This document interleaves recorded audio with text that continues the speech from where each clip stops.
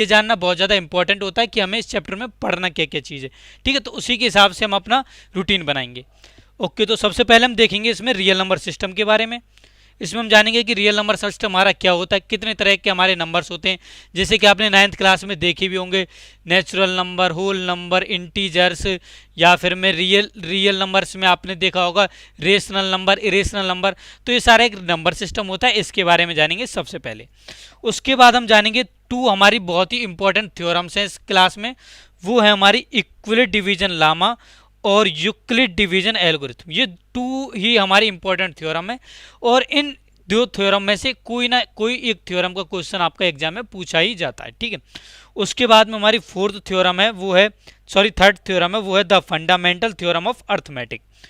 इसमें हम अर्थमेटिक की एक फंडामेंटल थ्योरम है उसके बारे में जानेंगे। वैसे ये थ्योरम को आप पिछले भी पढ़ चुके हो, बट आप इस नाम से नहीं पढ़ चुके हो, उसको किसी दूसरे नाम से पढ़ चुके हो। तो अब यहाँ पे जानोगे कि वो दूसरा नाम क्या था। ठीक है, उसके बाद आप देखोगे इस क्लास के यानी इस चैप्टर के सबसे इंपॉर्टेंट टॉपिक, और वो टॉपिक है आपका रिविजिटिंग इरेशनल नंबर। इसमें हम इरेशनल नंबर को प्रूफ करना सीखेंगे कि कैसे हम किसी इरेशनल नंबर को प्रूफ करते हैं कि वो रियली में एक इरेशनल नंबर है। आपने 9th क्लास तक केवल इरेशनल नंबर देखा था, फॉर एग्जांपल √3, √5, या आपने केवल वहां पर पढ़े थे। इसके अलावा ऑपरेशंस भी किए थे आपने इरेशनल नंबर पर, बट आपने वहां पर ये नहीं देखा था कि हम इरेशनल नंबर को इरेशनल प्रूफ कैसे करेंगे। तो वो चीज़ आप इस क्लास 10th में देखने वाले हो। ठीक है, उसके बाद में जो हमारा लास्ट टॉपिक होगा इस चैप्टर का, वो होगा rational number, revisiting rational number and their decimal expansion. इसमें हम रेशनल नंबर का डेसिमल एक्सपेंशन करेंगे, जैसे कि रिकरिंग क्या होता है, या कि फिर में नॉन रिकरिंग क्या होता है। इस टाइप में जो नंबर्स होते हैं डेसिमल एक्सपेंशन, उसके कुछ टाइप्स होते हैं, उसके बारे में हम वहाँ पर देखेंगे। ठीक है, तो इस तरह से ये आपका फर्स्ट चैप्टर है, ये आपका 6 पार्ट में कंप्लीट होगा। अब आज की क्लास में हम लोग डिस्कस करेंगे रियल नंबर सिस्टम के बारे में। उसके अलावा यूक्लिड की जो आपकी डिवीजन लेमा थ्योरम है और डिवीजन एल्गोरिथम है, उसके बारे में यहाँ पर डिस्कस करेंगे। उसके कुछ क्वेश्चंस भी देखेंगे।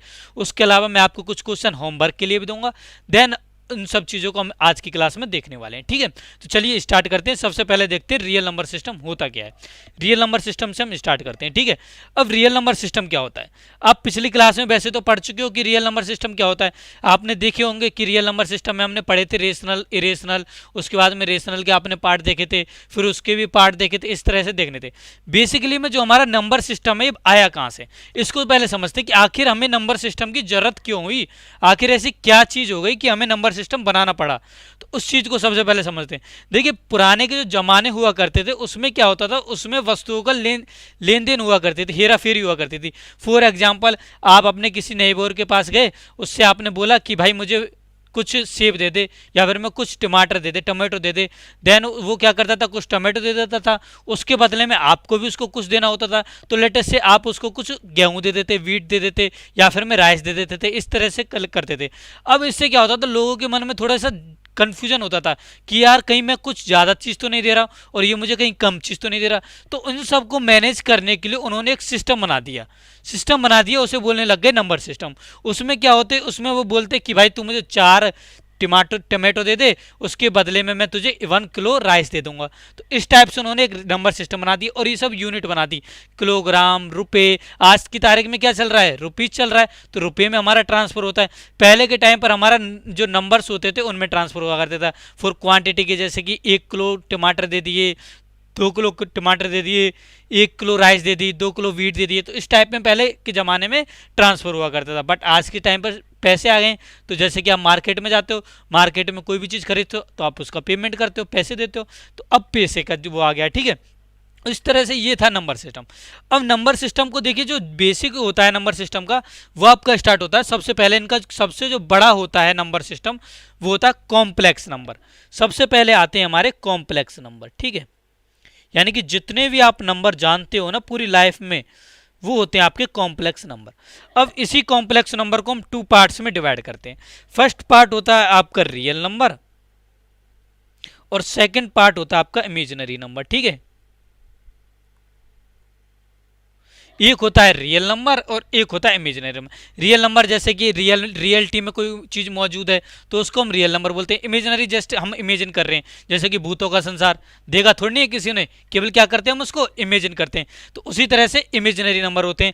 और फॉर एग्जाम्पल इमेजिनरी नंबर के यदि मैं एग्जाम्पल लूँ, जैसे कि किसी भी नेगेटिव नंबर का स्क्वायर रूट ऑफ -1 या फिर स्क्वायर रूट ऑफ -4, ठीक है। तो इस टाइप के जो नंबर होते हैं उन्हें हम इमेजिनरी नंबर बोलते हैं। इमेजिनरी नंबर के बारे में हमें क्लास 10th में नहीं पढ़ना है, ये चीज़ हमारी क्लास 11th में पढ़ेंगे, ठीक है। तो जब क्लास 11th में जब आप आओगे तो वहाँ पे आप इमेजिनरी नंबर पढ़ोगे। आप 10वीं क्लास में आपको केवल रियल नंबर्स पढ़ना है, रियल नंबर के बारे में जानना है कि रियल नंबर क्या होते हैं, किस किस टाइप के होते हैं, कौन कौन से होते हैं, ठीक है। तो रियल नंबर ही जानना है, इमेजिनरी को भूल जाइए। इमेजिनरी आपको अगले साल पढ़ना, तो इसलिए आप इसको भूल जाइए, ठीक है। आपको पढ़ना है रियल नंबर। अब रियल नंबर क्या होते हैं? रियल नंबर होते हैं जो रियल्स होते हैं, यानी कि जो भी नंबर आपने अब तक सुने हैं ना अपनी लाइफ में, 9th क्लास तक जितने भी आपने नंबर सुन रखे हैं वो सारे के सारे आपके रियल नंबर्स होते हैं। फॉर एग्जाम्पल आपने 1/2, 1/3, हाफ, 1.5 या फिर 0.5, 1.5, 3.5, 4.5, 1, 2, 3, -2, -4, कुछ भी नंबर सुन रखे हो, √2, √3, √5, जितने भी आपने नंबर सुने हैं ना अब तक, वो सारे की सारे क्या हैं? रियल नंबर है। तो रियल नंबर के हमारे एग्जाम्पल्स हो जाएंगे। फॉर एग्जाम्पल 1.5, -0.5, 4/3 या फिर में √5, √13। तो ये सारे के सारे नंबर्स क्या है? आपके रियल नंबर है। अब रियल नंबर का भी डिवाइड होता है। ये इस एक तरह से ऐसे समझिए, आपने कपूर्स को देखा, रणवीर कपूर है, करीना कपूर है, उनकी फैमिली देखिए। उनकी फैमिली में क्या है? सबसे पहले उनके सबसे बड़े मुखिया थे, वो मुखिया थे कॉम्प्लेक्स नंबर। उनके 2 बेटे हुए, बेटे के नाम हो गए, एक का नाम हो गया रियल, एक का नाम इमेजिनरी हो गया। अब इमेजिनरी भाई अपने अलग हो गए, रियल वाले की फैमिली पे चलते हैं। रियल के अब 2 बेटे हो गए, रियल के बेटे हो गए, रियल के 2 बेटे हैं, वो हैं आपके, एक तो रेशनल नंबर है, एक है आपके रेशनल नंबर, और एक है आपका इरेशनल नंबर, ठीक है। अब ये 2 बेटे क्या है? इनका काम क्या है? रेशनल, जैसे कि देखिए नाम से पता लग रहा है रेशनल। रेशनल में क्या छिपा हुआ है? रेशनल में छिपा हुआ आपका रेशो। रेशो यानी कि फ्रैक्शन टाइप में होता है कुछ। रेशो देखते हो जैसे कि आप 1:2 करते हो, 4:5 करते हो, तो वो क्या रेशो है? रेशो, रेशो से बना आपका रेशनल नंबर। तो रेशनल नंबर के आपके एग्जाम्पल क्या हो जाएंगे? रेशनल नंबर के एग्जाम्पल हो जाएंगे फॉर एग्जाम्पल जैसे कि 4/3, 1.5, 2/3। दैट मीन्स कि वो नंबर्स जिनको आप P/Q की फॉर्म में लिख सकते हो, वो नंबर्स जिनको आप P/Q की फॉर्म में लिख सकते हो, जहां पर जो P और Q है वो क्या है? आपके इंटीजर्स हैं। अब इंटीजर क्या होता है इसको हम आगे देखेंगे। और Q क्या नहीं होना चाहिए? Q नहीं होना चाहिए, ≠ 0, ठीक है। तो वो नंबर्स जिनको हम इस फॉर्म में लिख सकते हैं, किस फॉर्म में? P/Q की फॉर्म में। वो नंबर जिनको हम P/Q की फॉर्म में लिख सकते हैं, where P and Q are integers and Q must be ≠ 0। Q 0 नहीं होना चाहिए, ठीक है। तो उन नंबर्स को हम बोलते हैं रेशनल नंबर। उनके हमने यहाँ पे कुछ एग्जाम्पल देखे, जैसे कि 4/3, 1.5, -1.5, -2/3, कुछ भी एग्जाम्पल्स हो सकते हैं। वो क्या है? Rational number. रेशनल नंबर क्या होते हैं? जिनको हम P/Q की फॉर्म में लिख सकते हैं। तो भाई इरेशनल नंबर क्या है? इरेशनल नंबर फिर हमारे वो नंबर्स हो जाएंगे जिनको हम P/Q की फॉर्म में नहीं लिख सकते। दैट मीन्स वो नंबर जो कि आपके नॉन रिपीटिंग, नॉन रिकरिंग होते हैं। अब नॉन रिपीटिंग, नॉन रिकरिंग क्या होते हैं? इसके बारे में हम आगे की क्लास में पढ़ेंगे डिटेल से, ठीक है। नॉन रिपीटिंग माने यानी कि बार बार में जो रिपीट नहीं होंगे। नॉन रिकरिंग माने जो कि जिनका भी एक फिक्स जो ऑर्डर होता है वो बाद में रिपीट नहीं होगा, ठीक है। तो वो होते हैं non repeating, non recurring number. उसके बारे में बाद में देखेंगे, ठीक है। आपको यहाँ पर कुछ भी नहीं सोचना, आपको केवल इरेशनल नंबर में ये सोचना है अभी तक कि जो नंबर को आपको P/Q की फॉर्म में नहीं लिख पाओगे उनको आप इरेशनल नंबर बोल दोगे। फॉर एग्जाम्पल आपने देखे भी होंगे, 9th क्लास में पढ़े भी हैं, जैसे कि √2, √3, √2 + √3, √2 + में 2। इस तरह के जो आपके नंबर्स होते हैं वो क्या होते हैं? आपके इरेशनल नंबर होते हैं। यानी कि कोई भी आपका कोई एक ऐसा नंबर हो, प्राइम नंबर हो। प्राइम नंबर क्या होता है इसके बारे में हम बाद में देखेंगे। कोई भी प्राइम नंबर का यदि आप स्क्वायर रूट ले लोगे ना, देन वो आपका क्या हो जाएगा? इरेशनल नंबर हो जाएगा, ठीक है। तो इसके आपके एग्जाम्पल हो जाएंगे जैसे कि √2, √3, √7, √11, ठीक है। तो ये सब क्या है? आपके इरेशनल नंबर हैं, ठीक है। और भी ले लेते हैं जैसे कि 2 + √3 या फिर में 1 √3।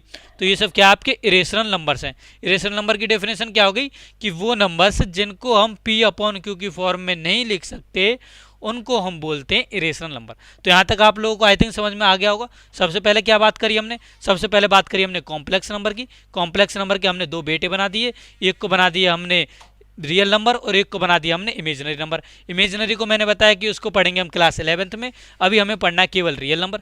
रियल नंबर के फिर से हमने दो बेटे बना दिए। पहला बेटे का हमने नाम रख दिया रेशनल नंबर और दूसरे बेटे का नाम रख दिया हमने इरेशनल नंबर। रेशनल नंबर वो नंबर्स होते हैं जिनको हम पी अपॉन क्यू की फॉर्म में लिख सकते हैं। इरेशनल नंबर हमारे वो नंबर्स होते हैं जिनको हम पी अपॉन क्यू की फॉर्म में नहीं लिख सकते। ठीक है, ठीक है भाई। अब इसके बाद में कोई और फर्दर डिवाइड होता है क्या? बिल्कुल होता है। आपने देखिए इसके बाद भी नंबर्स पढ़े होंगे।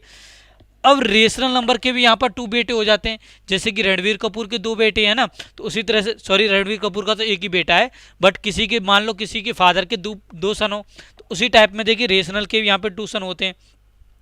रेशनल के टू सन हैं, उसमें पहला नाम है उसका फ्रैक्शन। ठीक है, पहला नाम है उसका फ्रैक्शन और सेकंड बेटे का नाम है वो है इंटीजर। ठीक है, तो ये हैं आपके रेशनल नंबर के दो बेटे। पहला क्या है फ्रैक्शन और दूसरा क्या इंटीजर। अब फ्रैक्शन नंबर क्या होते हैं? फ्रैक्शन नंबर होते हैं जिनको आप फैक्टर फॉर्म में लिख सकते हो। For example P upon Q की फॉर्म में लिख सकते हो, जैसे कि 1/2, 1/3, 1/5, 1/7। तो ये जो इस टाइप के नंबर होते हैं इनको बोलते हो आप फ्रैक्शन नंबर। ठीक है, ये होते हैं आपके फ्रैक्शन नंबर, यानी कि जो रेशो की फॉर्म में लिखे जाते हैं। ठीक है, तो इंटीजर क्या होते हैं? इंटीजर आपके ऐसे नंबर होते हैं जो कि आपके होल नंबर्स होते हैं, होल नंबर टाइप में होते हैं। जैसे कि एक आपने पढ़ा होगा नेचुरल नंबर, नेचुरल नंबर भी हम आगे देखेंगे। ठीक है, तो इंटीजर होते हैं कि जो आपके पूर्ण हुआ एक तरह से, कोई भी जो आपके नेचुरल में कोई चीज पूर्ण है ना, तो उसको हम बोलते हैं इंटीजर। अब पूर्ण भी दो तरह से हो सकती है, या तो पॉजिटिव में हो सकती है, नेगेटिव में हो सकती है, तो इसी टाइप में होते हैं इंटीजर। ठीक है, इंटीजर्स होते हैं आपके फॉर एग्जाम्पल जैसे कि +4 हो, -4 हो, प्लस में 2 हो, -2 हो। जीरो भी आपका क्या होता है? एक इंटीजर होता है। ठीक है, ये भी आपको याद रखना है। -1 हो, 1 हो। ठीक है, तो ये होते हैं आपके इंटीजर। ठीक है, यहाँ पर ये चीज़ आपको याद रखनी है कि यहाँ पर पॉइंट में नहीं होने चाहिए, यानी कि यदि मैं लिख दूँ -1.5 तो ये आपका इंटीजर नहीं होगा। ठीक है, इंटीजर मतलब एक पूर्ण रूप में लिखे गए हों। 4 तो 4, 3 तो 3, 10 तो 10, 12 तो 12। ठीक है, तो इस टाइप के जो भी नंबर होंगे उनको हम बोलेंगे इंटीजर। ठीक है, इंटीजर बोलेंगे उनको।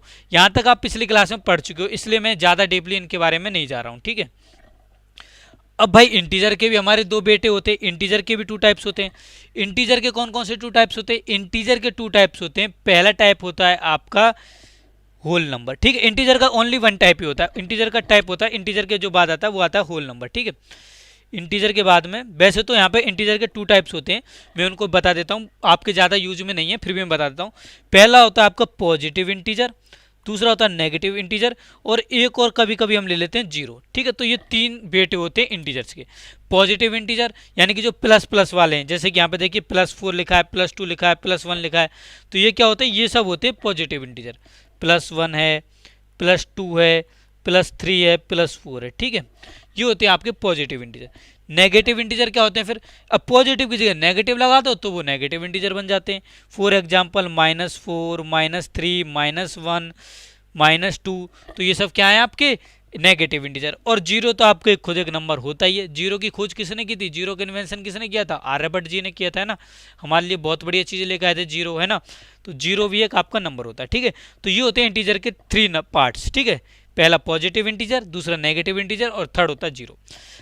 अब देखिए इंटीजर को भी हम यहाँ पर फर्दर डिवाइड करते हैं, और फर्दर डिवाइडेशन में हमारा आता है अगला, वो आता है होल नंबर। ठीक है, होल नंबर। अब होल नंबर क्या होते हैं? होल नंबर होते हैं आपके पॉजिटिव इंटीजर्स और जीरो। पॉजिटिव इंटीजर्स और जीरो लेकर यदि आप कोई एक दूसरा सेट बना लोगे, यानी कि कोई एक दूसरा संग्रह कर लोगे, कलेक्शन कर लोगे, तो वो आपका बन जाएगा होल नंबर। सो इसका मतलब होल नंबर क्या नंबर हो गए? होल नंबर आपके वो नंबर्स हो गए जो कि आपके जीरो से स्टार्ट होते हैं। 0, 1, 2, 3, 4, 5, 6, 7, 8, ये सारे के सारे आपके होल नंबर हो जाएंगे। ठीक है, तो होल नंबर आपके पास हो जाएंगे 0, 1, 2, 3, 4, 5। इस टाइप के जो भी नंबर होंगे वो सारे के सारे होल नंबर हो जाएंगे। ठीक है भाई, अब होल नंबर का भी हम यहाँ से फर्दर डिवाइड करते हैं। इसको हम 2 पार्ट्स में डिवाइड करते हैं। होल नंबर को यहाँ पे हम डिवाइड करते हैं एक तो जीरो में, और एक होता है नेचुरल नंबर। एक होता है नेचुरल नंबर। ठीक है, जीरो तो आपको पता है क्या होता है जीरो। अब नेचुरल नंबर क्या होता है? नेचुरल, नेचुरल माने प्राकृतिक, जो आपके नेचर में है वो सारी चीजें क्या कहलाती है? Natural number. उनको जो भी आपके नेचर में जो चीजें हैं ना, उनको आप कैसे काउंट करोगे? उनको काउंट करने के लिए बनाया एक सिस्टम जिसे हम बोलते हैं नेचुरल नंबर। फॉर एग्जाम्पल, आपकी क्लास में स्टूडेंट्स हैं तो वो स्टूडेंट क्या है? नेचुरल थिंग्स है। या फिर मैं आपके एटमॉस्फेयर में आपने बाहर ट्री को देखा होगा, तो ट्री क्या है? आपकी नेचुरल थिंग्स है। अब ट्रीज को आप कैसे गिनते हो? 1 2 3 4 5 ऐसे गिनते हो।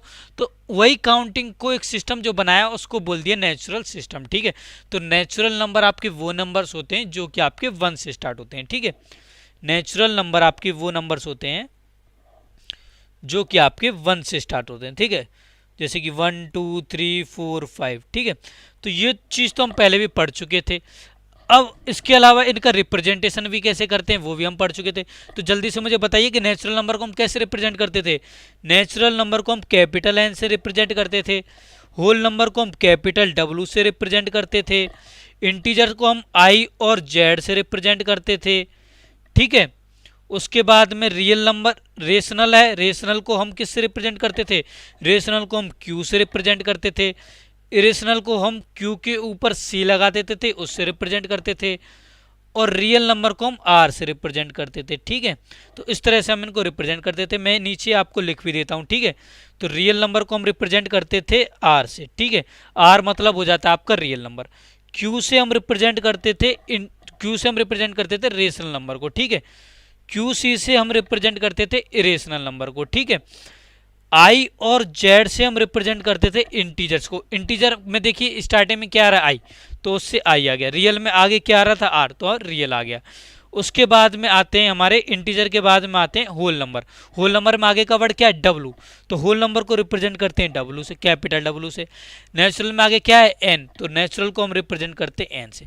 तो इस तरह से हम नंबर सिस्टम को रिप्रेजेंट भी करते हैं। ठीक है, तो ये था हमारा नंबर सिस्टम। इसके बारे में हम पहले भी पढ़ चुके थे, बट कुछ बच्चे क्या होते हैं, भूल जाते हैं, तो इसलिए मैंने दोबारा से इसको रिवाइज करा दिया। अब यहाँ नंबर सिस्टम में हमें कुछ न्यू चीज़ भी पढ़नी है, और जो न्यू चीज़ है वो इम्पोर्टेंट भी चीज़ है। और कौन कौन सी वो इम्पोर्टेंट है? वो है आपके कुछ नंबर्स, टाइप ऑफ नंबर। और उसमें पहला टाइप है आपका प्राइम नंबर।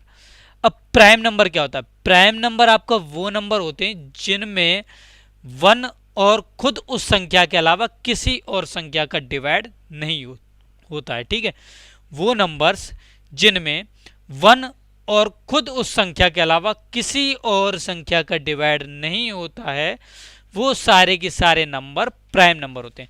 दैट मीन्स यदि हम उसके फैक्टर करें उस नंबर के, तो उस नंबर के फैक्टर केवल 1 और वो नंबर ही होने चाहिए। ठीक है, तो वो होते हैं आपके प्राइम नंबर।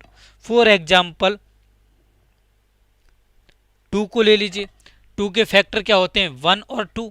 1 और 2 के अलावा कुछ और नहीं होते। तो 1 तो एक है और 2 खुद संख्या है, ये खुद नंबर है ये, तो 1 और 2 के अलावा कोई और उसका फैक्टर नहीं होता, तो 2 क्या हो जाता है? प्राइम नंबर हो जाता है। इसी तरह से 3 ले लीजिए। 3 का भी 1 और 3 ही होता है ओनली फैक्टर, तो इसलिए 3 भी क्या हो जाएगा? प्राइम नंबर हो जाएगा। उसके बाद 5 ले लीजिए। 5 में भी क्या होता है? देखिए 1 का डिवाइड जाता है और 5 का जाता है, और किसी संख्या का नंबर जाता है, किसी नंबर का डिवाइड जाता है, और किसी भी नंबर का डिवाइड नहीं जाता। 2 का जाता है, नहीं जाता। होल डिवाइड, यहाँ पे डिवाइड से मतलब है होल डिवाइड। होल डिवाइड जाना चाहिए, है ना। होल डिवाइड यदि जाता है देन वो हमारा प्राइम नंबर नहीं होगा। और बट यदि होल डिवाइड नहीं जाता है किसी और नंबर का, देन वो हमारा प्राइम नंबर होगा। अब जरा मुझे सोच के बताइए कि 61, क्या 61 प्राइम नंबर है या नहीं है? जल्दी से मुझे इसका आंसर बताइए कि 61 प्राइम नंबर है या नहीं है। मैं आप लोगों के लिए 10 सेकंड का टाइम देता हूं, जल्दी से मुझे आंसर बताइए कि 61 प्राइम नंबर है या नहीं है।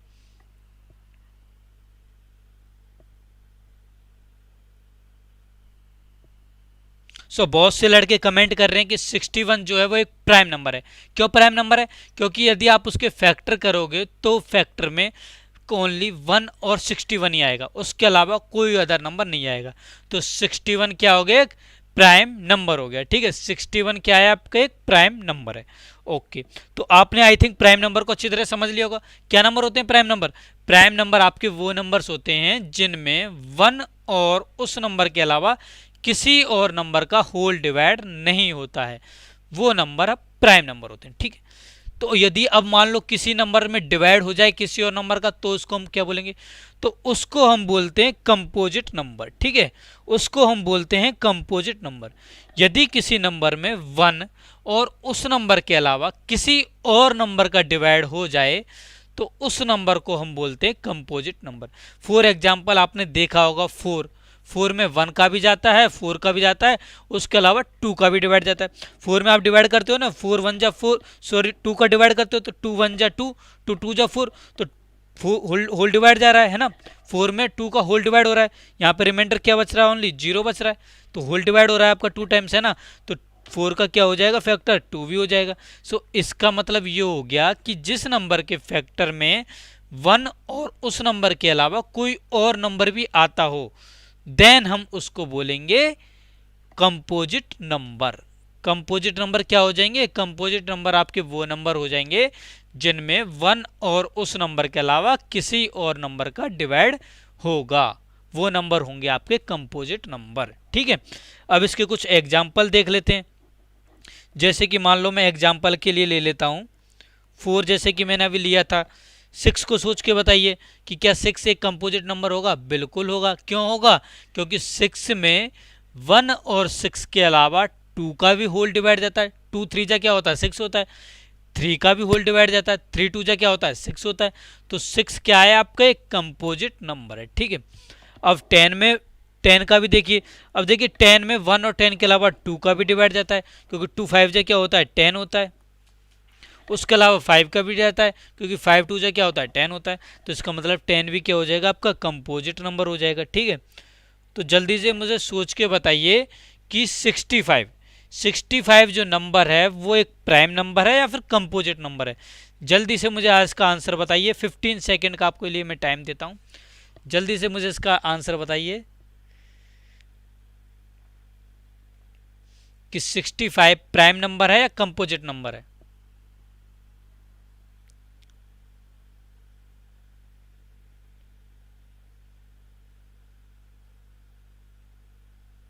वाह, बहुत सही लड़के, बहुत से बच्चों ने सही आंसर बताया, बहुत से स्टूडेंट को आता था, कोई नहीं, सब बच्चे बता रहे हैं कि ये क्या है, कंपोजिट नंबर है। क्यों है कंपोजिट नंबर, क्योंकि इसमें 1 और 65 के अलावा 13 और 5 का होल डिवाइड जाता है।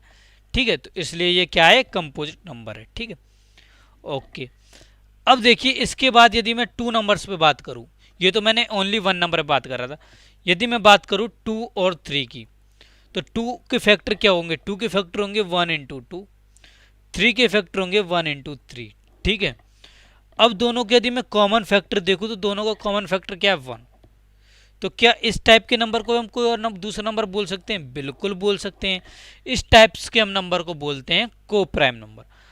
तो को प्राइम नंबर की डेफिनेशन क्या हो जाएगी, को प्राइम नंबर हमारे वो नंबर्स हो जाएंगे जिनमें कॉमन फैक्टर क्या हो, ओनली 1 हो, अर्थात 2 नंबर्स जिनका कॉमन फैक्टर ओनली 1 हो, वो नंबर्स हमारे को प्राइम नंबर हो जाएंगे। ठीक है, फॉर एग्जाम्पल जैसे कि मैंने यहीं पर अभी लिया था 2 और 3, तो 2 और 3 क्या है, एक दूसरे के को प्राइम नंबर है।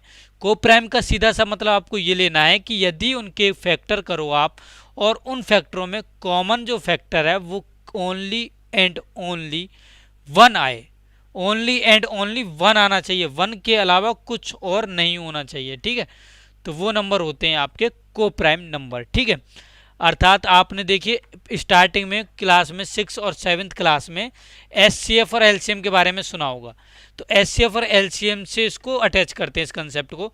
तो यदि आपका 2 नंबर्स का एचसीएफ ओनली 1 हो, यदि आपका 2 नंबर्स का एचसीएफ 1 आ रहा है, देन उस केस में जो दोनों नंबर्स हैं वो आपके होंगे को प्राइम नंबर। ठीक है, तो वो दोनों के दोनों नंबर होंगे आपके को प्राइम नंबर। तो को प्राइम नंबर आपके कौन से नंबर हो जाएंगे, जिनका हाईएस्ट कॉमन फैक्टर ओनली 1 हो। ठीक है, तो वो होते हैं को prime number. For example 2 and 3 ले लो, 3 एंड 5 ले लो, 7 एंड 13 ले लो, कुछ भी नंबर्स ले लो, सारे नंबर्स क्या हैं आपके को प्राइम नंबर हैं। ठीक है, तो ये था आपका नंबर सिस्टम। नंबर सिस्टम आपका यहाँ तक फिनिश हो जाता है। सबसे पहले क्या देखा, रियल नंबर देखा, रियल की हमने 2 ब्रांचेज देखी, एक आपने देखा रेशनल, एक ये आपने देखा रेशनल, रेशनल की आपने फिर से एक ब्रांच देखी, रेशनल की आपने 2 ब्रांच देखी, रेशनल की क्या ब्रांच देखी, रेशनल की आपने ब्रांच देखी फ्रैक्शन और integer.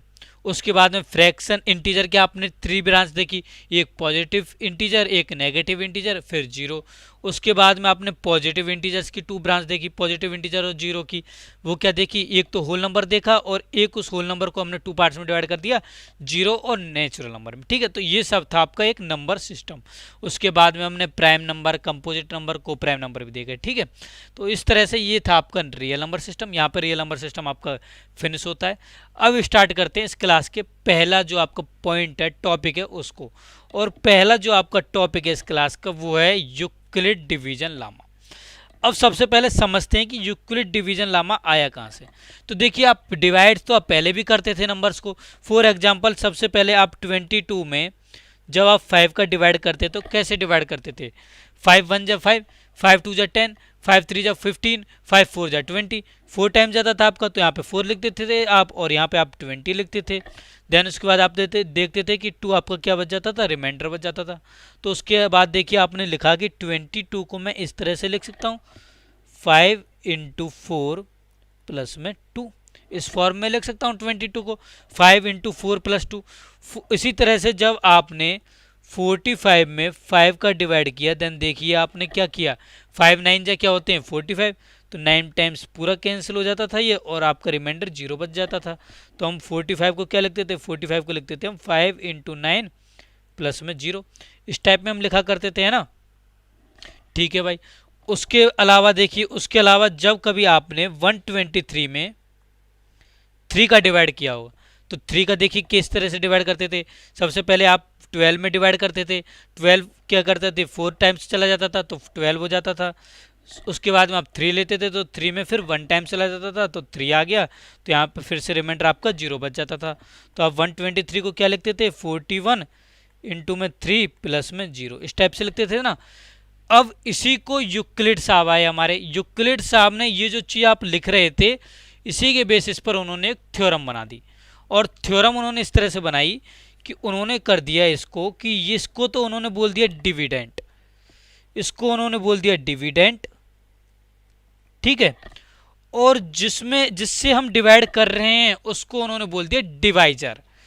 Dividend equal to divisor. और जितने टाइम्स हमारा डिवाइड होता था, होल डिवाइड जितने टाइम्स होता था उसको उन्होंने बोल दिया क्वोशेंट। ठीक है, क्वोशेंट उन्होंने उसको बोल दिया।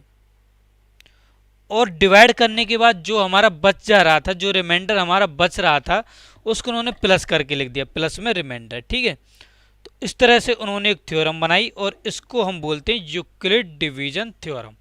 इसी को बोलते हैं यूक्लिड डिवीजन थ्योरम। उसमें डिविडेंड को उन्होंने ए से डिनोट कर दिया, डिवाइजर को उन्होंने बी से डिनोट कर दिया, क्वोशेंट को उन्होंने क्यू से डिनोट कर दिया और रिमाइंडर को उन्होंने आर से डिनोट कर दिया। तो इस तरह से उन्होंने थ्योरम बना दी A = BQ + R। यहाँ पर A और B क्या है, A और B है आपके पॉजिटिव इंटीजर्स। ठीक है, तो यही ऊपर डेफिनेशन में भी लिखा हुआ है कि given positive number A and B there exist. और यहाँ पर देखिए एक चीज़ और ध्यान दीजिए कि जो आपका Q और R है ये क्या है, आपकी यूनिक हैं। आप 3 में जब आप 123 में 3 का डिवाइड कर रहे हो तो ओनली 41 ही आएगा, कुछ और नंबर आपका नहीं आएगा। इसका मतलब क्या आएगा, यूनिक नंबर ही आएगा, ओनली 1 नंबर ही आएगा। फॉर एवर भी जो हमने एग्जांपल्स लिए थे उनमें भी देखिए, जब आपने 22 में 5 का डिवाइड किया था तो आपका ओनली 4 टाइम्स गया था, एक यूनिक टाइम्स गया था, है ना। 45 में 5 का डिवाइड किया था 9 टाइम्स ही गया था, 9 की जगह 10 नहीं आ सकता, केवल 9 ही आ सकता है। तो क्या होंगे, Q और R आपके यूनिक नंबर्स होंगे। ठीक है, यूनिक नंबर्स होंगे। ओके, तो Q और R आपके यूनिक नंबर होंगे और A और B आपके पॉजिटिव नंबर्स होंगे। तो यही आपके ऊपर डेफिनेशन लिखी गई है कि given positive number A and B there exist unique integers Q and R satisfying A = BQ + R। अब इसका क्या लफड़ा है इसको देख लेते हैं। ठीक है, यहाँ पे देखिए जब आपने इसमें डिवाइड किया तो क्या रिमाइंडर बचा 2, यहाँ पे रिमाइंडर 0, यहाँ पे रिमाइंडर 0। हम कुछ और नंबर्स का डिवाइड करके देखते हैं। फॉर एग्जाम्पल यदि मैं 3 में 2 का डिवाइड करूँ देन देखिए 3 में 2 का डिवाइड कितने टाइम जाएगा, 1 टाइम जाएगा 2, फिर रिमाइंडर क्या बच जाएगा, 1 बच जाएगा। ठीक है, तो 3 को क्या लिख दोगे आप, 3 को लिख दोगे आप 2 × 1 + 1। उसके बाद जब आप 4 में 2 का डिवाइड करोगे तो कितने टाइम जाएगा, 4 में 2 का डिवाइड 2 टाइम्स जाएगा, तो ये हो जाएगा 4, तो रिमाइंडर क्या बच गया, 0। तो 4 को आप लिख दोगे 2 × 2 प्लस में 0। अब यदि आप फिर में 5 में आप 2 का डिवाइड करोगे तो 5 में 2 का डिवाइड कितने टाइम जाएगा, 2 टाइम जाएगा, होल टाइम्स 2 × 2 4 हो जाएगा, देन रिमाइंडर आपका 1 बच जाएगा। तो 5 × क्या होगा, 5 = क्या होगा, 2 × 2 + 1। यहाँ बार बार में देख रहे हो कि आपके रिमाइंडर क्या आ रहे हैं, 0 और 1 ही आ रहे हैं। जब आप आगे 6 में डिवाइड करोगे 2 का तो होल डिवाइड चला जाएगा, रिमाइंडर 0 आ जाएगा। तो रिमाइंडर क्या आ रहे हैं, 0 और 1, 0 और 1। जब हम 2 का डिवाइड कर रहे हैं तो 0 और 1 ही आ रहे हैं।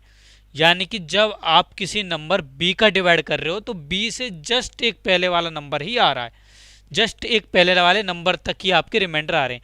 इस और स्टार्ट कहाँ से हो रहे हैं, 0 से, यानी कि रिमाइंडर जो है वो 0 से स्टार्ट होकर के b-1 तक आ रहा है। ठीक है, तो इसीलिए उन्होंने लिखा कि जो रिमाइंडर होगा वो आपका 0 से तो क्या होगा, ग्रेटर देन इक्वल टू होगा, बट b से लेस देन होगा। ठीक है, यानी कि b नहीं होगा, यहाँ पे इक्वल टू का साइन नहीं है तो b नहीं होगा। ठीक है, तो ये चीज़ आपको याद रखनी है कि जो आपका रिमाइंडर होगा वो आपके डिवाइजर से हमेशा छोटा होगा। ठीक है, डिवाइजर से हमेशा स्मॉल होगा। यदि आपका डिवाइजर b है तो रिमाइंडर 0 से लेकर के b के बीच में होगा, in between the 0 and b। ठीक है, तो ये थी आपकी यूक्लिड डिवीजन लेमा थ्योरम। अब इसी थ्योरम पे बेस्ड कुछ आपके क्वेश्चंस भी हैं, उन क्वेश्चंस को भी हम आगे डिस्कस करेंगे। अब इस थ्योरम के बाद में एक एल्गोरिथम बनाई गई, और वो एल्गोरिथम बनाई गई कुछ स्पेसिफिक टाइप की प्रॉब्लम्स को सॉल्व करने की, और उस एल्गोरिथम को नाम दिया गया यूक्लिड डिवीजन एल्गोरिथम। ये एल्गोरिथम क्या होती है, ये एल्गोरिथम एक वेल डिफाइंड स्टेप्स होती है एक स्पेसिफिक प्रॉब्लम को सॉल्व करने की, और वो स्पेसिफिक प्रॉब्लम्स होती है आपकी कोई भी नंबर्स के एचसीएफ निकालने की। यदि आपको कोई भी आपके नंबर्स हैं और उनका आपको एचसीएफ निकालना है तो उसके लिए यूक्लिड ने ही अपनी जो थ्योरी दी थी, थ्योरम दी थी, उसको एल्गोरिथम में कन्वर्ट किया और ये एक एल्गोरिथम बनाई। इस एल्गोरिथम में क्या करते हैं, इसको हम एक एग्जांपल्स के थ्रू समझते हैं। इस एल्गोरिथम में क्या किया, उन्होंने जो यूक्लिड थ्योरम थी उसी का यूज किया। कैसे यूज किया, उन्होंने क्या किया, उन्होंने 2 नंबर्स ले लिए। लेट अस से उन्होंने ले लिया 120 एंड 56। ठीक है, तो उन्होंने क्या किया, उन्होंने कहा कि सबसे पहले मैं देखूंगा कि इनमें बड़ा कौन है, इनमें ग्रेटर देन नंबर कौन है। तो उन्होंने देखा कि 120 जो है वो 56 से बड़ा है, तो उन्होंने 126 को ए ले लिया और जो स्मॉल था उसको उन्होंने बी ले लिया। ठीक है, उसके बाद उन्होंने कहा कि यार मैंने एक एल्गोरिथम बनाई थी, थ्योरम बनाई थी कि a = BQ + R, तो इसका यूज मैं यहाँ पे करके देखता हूँ। तो उन्होंने क्या किया, उन्होंने 120 में 56 का डिवाइड किया। तो देखिए 56 में 120 का कितने टाइम्स डिवाइड जाएगा वो देखते हैं। ठीक है, 120 में हमें 56 का डिवाइड करना है, तो 56 1 जा 56, 56 × 2 क्या हो जाएगा, देखिए 2 × 6 क्या हो गया, 12 हो गया, 1, 2 × 5 10, 10 और 1 11, तो 112 हो गया ना। तो यहाँ पर आ गया 112, तो रिमाइंडर क्या आ गया हमारे पास में 8। अब 8 में 56 का डिवाइड जा सकता है, नहीं जा सकता, तो रिमाइंडर क्या बच गया हमारे पास में 8 बच गया।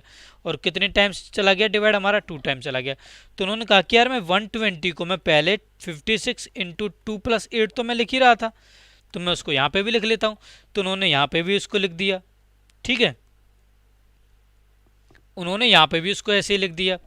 कैसे लिख दिया, 120 को उन्होंने लिख दिया 56 × 2 + में 8। ठीक है, अब उन्होंने देखा कि यार यहाँ पर रिमाइंडर 0 नहीं है। उसके बाद उन्होंने क्या किया, एक्सपेरिमेंट किए डिफरेंट पर, जैसे कि उनको पता था कि 2 और 3 का एचसीएफ क्या होगा, 1 होगा, तो उन्होंने इस पर एक्सपेरिमेंट किया। कैसे किया, उन्होंने लिख दिया कि 3 = मैं लिख सकता हूँ भाई 2 × 1 + में 1। अब उनको पता था कि 2 और 3 का एचसीएफ तो मेरा 1 होता है, तो अब मैं कैसे निकालूँ, यहाँ से कैसे मुझे पता लगेगा। उन्होंने क्या किया, उन्होंने कहा कि यार जब तक ये रिमाइंडर 0 नहीं हो ना तब तक मुझे इस थ्योरम को बार बार अप्लाई करूँगा मैं, और मैं देखूंगा कि जहां पर मेरा रिमाइंडर 0 हो जाएगा उस टाइम पे मैं देखूंगा कि यहाँ पर क्या पता मुझे कुछ मिल जाए इंटरेस्टिंग चीज। तो उन्होंने क्या किया, यहाँ पे रिमाइंडर 0 नहीं, उन्होंने इसको फिर से किया। अब उन्होंने क्या किया, अब उन्होंने 2 को एज ए डिविडेंड बना दिया और 1 को एज ए डिवाइजर बना दिया। ठीक है, तो 2 को तो उन्होंने डिविडेंड बना दिया और 1 को डिवाइजर बना दिया। अब उन्होंने 2 में 1 का डिवाइड कराया, तो 2 में 1 का 2 टाइम्स डिवाइड चला जाता है। और उन्होंने यहाँ पे देखा कि यहाँ पे अब क्या आ गया, 0 आ गया। अब 0 आने पर जो आपका डिवाइजर था जिससे आपने डिवाइड कराया वो आपका क्या है, 1 है, और एस से भी क्या हो रहा है, 1।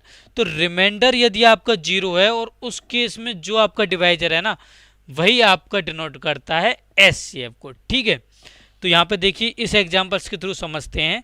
यहाँ पे देखिए आपका जो रिमाइंडर है वो क्या है, 8। अभी हमारा पूरा डिवाइड नहीं हुआ, तो उन्होंने क्या किया, उन्होंने इस थ्योरम को फिर से अप्लाई किया। उन्होंने जो थ्योरम थी उनकी A equal to B Q plus R, उनको इस थ्योरम को उन्होंने फिर से अप्लाई किया। किस तरह से अप्लाई किया, अब उन्होंने 56 को तो उन्होंने डिवाइडेंट बना दिया और 8 को उन्होंने डिवाइजर बना दिया। तो 56 यहाँ पे लिख दिया, फिर आप उसने उन्होंने 56 में 8 का डिवाइड कराया, तो 8 7 से क्या होते हैं 56, तो 8 इंटू 7 चला गया और रिमाइंडर क्या आ गया, 0 आ गया। ठीक है, तो 8 इंटू 7 प्लस में 0। ठीक है, तो ये हो गया आपका होल डिवाइड। अब यहाँ पे देखिए आपका रिमाइंडर क्या आ गया, 0 आ गया। रिमाइंडर इस केस में 0 आ गया, दैट मीन्स कि इस केस में जो आपका डिवाइजर होगा वही आपका एचसीएफ होगा।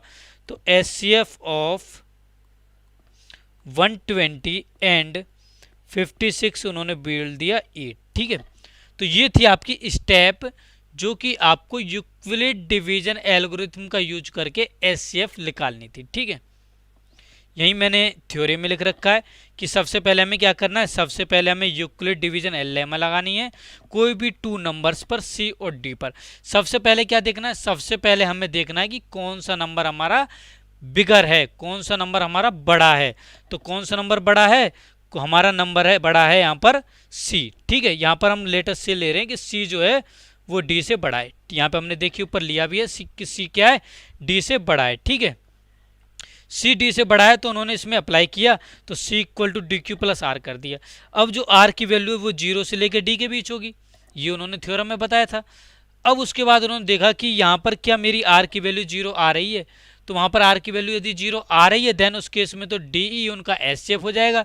बट आर की वैल्यू 0 नहीं आ रही है देन वो क्या करेंगे, तो उसके बाद में उन्होंने उसको फिर से यूक्लिड डिवीजन लामा थ्योरम को अप्लाई किया।